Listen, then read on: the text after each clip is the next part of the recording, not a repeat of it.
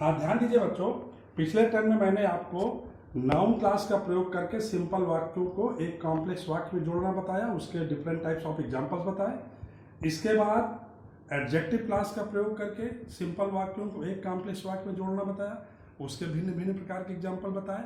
अब adverb class का प्रयोग करके सिंपल वाक्यों को एक कॉम्प्लेक्स वाक्य में कैसे जोड़ते हैं, तो इसके अंतर्गत बहुत से कंजंक्शन हैं, जैसे बिकॉज, ऑल्दो, दो, if, unless, till, until, so that, so dash that, as soon as, just as, no sooner than, as, so as, lest, after, before, when, then, while, whatever, wherever, whenever आदि conjunctions का प्रयोग करेंगे और हर conjunction के हम अलग अलग example बताएंगे, बहुत ध्यान देना। तो देखिए, सबसे पहले हम ले रहे हैं बिकॉज।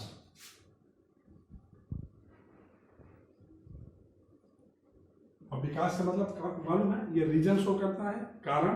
तो इसका एग्जांपल देखिए कैसे बनेगा। जैसे सेंटेंस दे दिया जाए, Ravi is seriously ill. Ravi गंभीर रूप से बीमार है, full stop. He did not go to his school. वो अपने स्कूल नहीं गया। देखिए, रवि गंभीर रूप से बीमार है, वो अपने स्कूल नहीं गया। तो रवि अपने स्कूल नहीं गया, इसका रीजन क्या है, कारण क्या है कि वो गंभीर रूप से बीमार है। रीजन शो हो रहा है, यानी बिकॉज लग जाएगा। तो जब हम वाक्य बनाएंगे तो Ravi did not go to school because, यहां कंजंक्शन लग गया, because he is seriously ill, यानी रवि गंभीर रूप से बीमार है।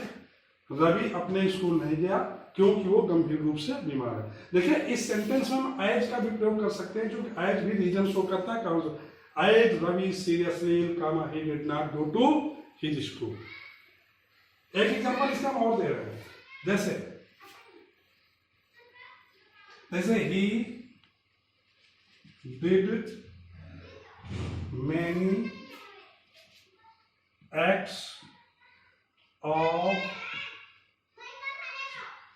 मिस्चीफ। उसने बहुत शरारतें की, full stop. The teacher punished him. अध्यापक ने उसे दंडित किया। उसने बहुत शरारतें की, अध्यापक ने उसे दंडित किया। तो अध्यापक ने उसे दंडित किया क्यों, कारण क्या है? क्योंकि उसने बहुत शरारतें की। तो जब वाक्य बनाएंगे तो बन जाएगा, the teacher punished him because he did many acts of mischief. यानी अध्यापक ने उसे दंडित किया क्योंकि उसने बहुत शरारतें की। इस सेंटेंस में भी एज का हम प्रयोग कर सकते हैं। कैसे? As he did many acts of mischief comma the teacher punished him. Because का प्रयोग वाक्यों के बीच में होगा, एज का प्रयोग वाक्य शुरू में होगा। लेकिन हम यहाँ चूंकि बिकॉज का प्रयोग बता रहे हैं, इसलिए हम बिकॉज का ही यूज करेंगे। तो एक सेंटेंस बना कि Ravi did not go to school because he seriously, और दूसरा बना the teacher punished him because he did many acts of mischief. तो बिकॉज का प्रयोग कर लेंगे ना। अब इसके बाद देखिए ऑल्दो।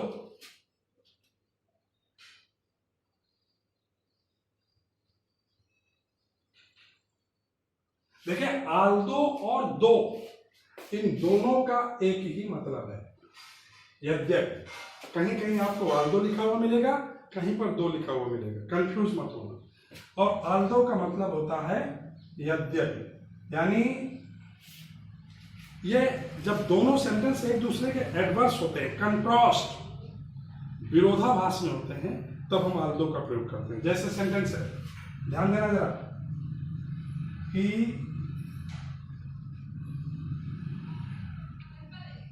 स्टडीड वेरी हार्ड, उसने बहुत कठिन मेहनत की, बहुत कठिन पढ़ाई की, फुल स्टॉप। ही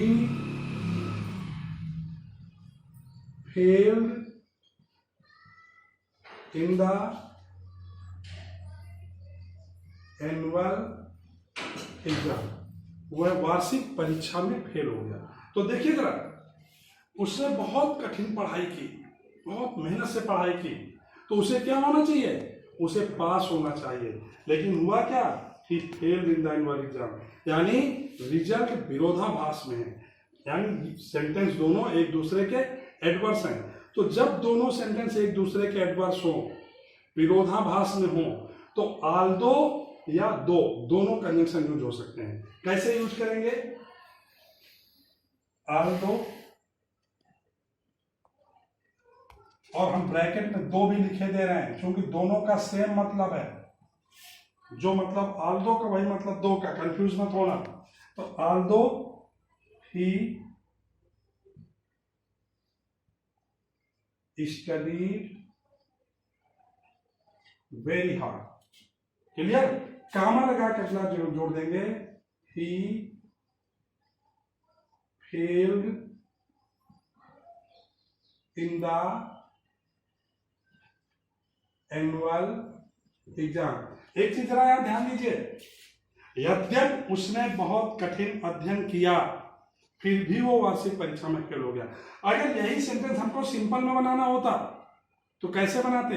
एक नियम मैंने पढ़ाया था, प्रीपोजिशन के बाद नाउन अथवा जेरंड का प्रयोग, और वहां पर एक प्रीपोजिशनल फ्रेज मैंने बताया था, इन स्पाइट ऑफ। तो जब सिंपल में इसको बनाएंगे तो in spite of studying very hard he failed in the annual exam, ये सिंपल होता है। लेकिन कॉम्प्लेक्स में आल्दो या दो, he studied very hard, comma he failed in the annual exam. समझ गया ना। जैसे एक एग्जांपल मैं इसका और दे रहा हूं,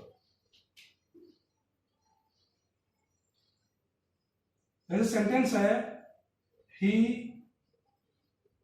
छोटा सा रैन वेरी फास्ट,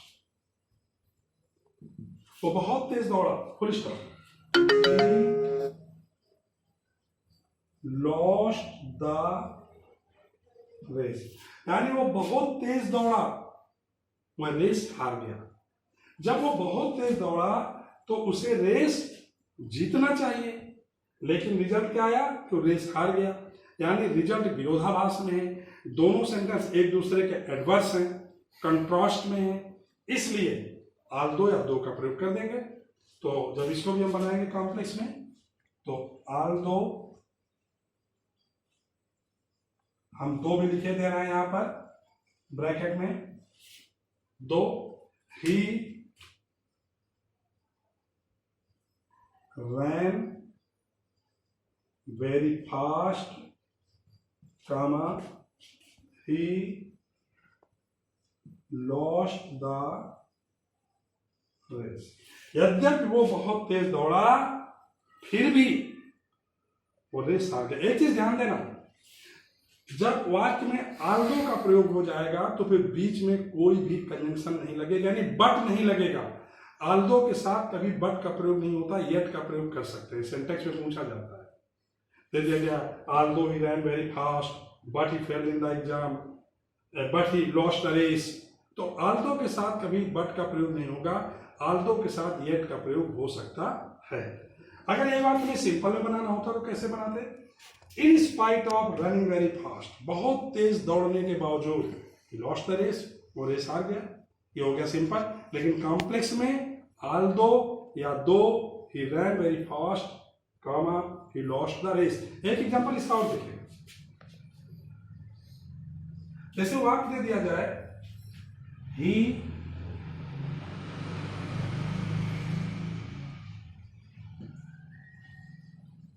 invited her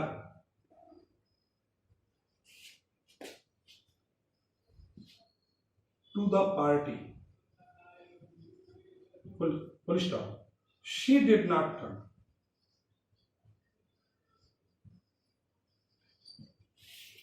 उसने उसे पार्टी में आमंत्रित किया, वो नहीं आई। जब उसने उसे पार्टी में आमंत्रित किया तो उसे आना चाहिए, लेकिन वो नहीं आई। यानी दोनों सेंटेंस एक दूसरे के एडवर्स हैं, कंट्रास्ट में है, विरोधाभास में है। तो आप आल दो या दो का प्रयोग कर देंगे कॉम्प्लेक्स में। कैसे बनाएंगे? आल दो, हम कामा ब्रैकेट में दो भी लिखे दे रहे हैं, दो। ही invited her to the party, comma, she did not come. She did not come.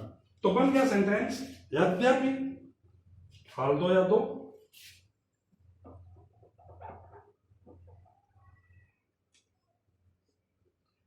यद्यपि उसने उसे पार्टी में आमंत्रित किया लेकिन वो नहीं आई, फिर भी वो नहीं आए। अभी भी मैंने बताया कि आल दो या दो के साथ बट का प्रयोग कभी नहीं होगा, येट का प्रयोग कर सकते हैं, लेकिन ज्यादा बेहतर है कि कामा का प्रयोग करें। अगर यही वाक्य हमें सिंपल में बनाना हो, क्योंकि ये चीज ट्रांसफॉर्मेशन है, जब सिंपल से कॉम्प्लेक्स, कॉम्प्लेक्स से कंपाउंड, कंपाउंड से सिंपल बनाएंगे तो यही सेंटेंस सब मिलेंगे। सिंपल में बनाना होगा तो देखिएगा यहां पर सब्जेक्ट है ही और यहां पर है शी, तो वाक्य पैसिव में चला जाएगा। इन spite of being invited by him to the party, she did not come. In spite of being invited by him, she did not come to the party. ये सिंपल है और हम पढ़ क्या रहे हैं? कॉम्प्लेक्स। तो कॉम्प्लेक्स बनेगा आल दो अथवा दो, he invited her to the party, comma, she did not come. समझ गया ना? ये आल दो या दो का यूज बहुत इंपॉर्टेंट है, यहां से लेके कंपटीशन है। तो इसके एग्जांपल आगे हम और समझाएंगे, पहले जितना बताया था पढ़िए और हर कंजंक्शन तैयार कर लीजिएगा। समझ गया ना? ओके।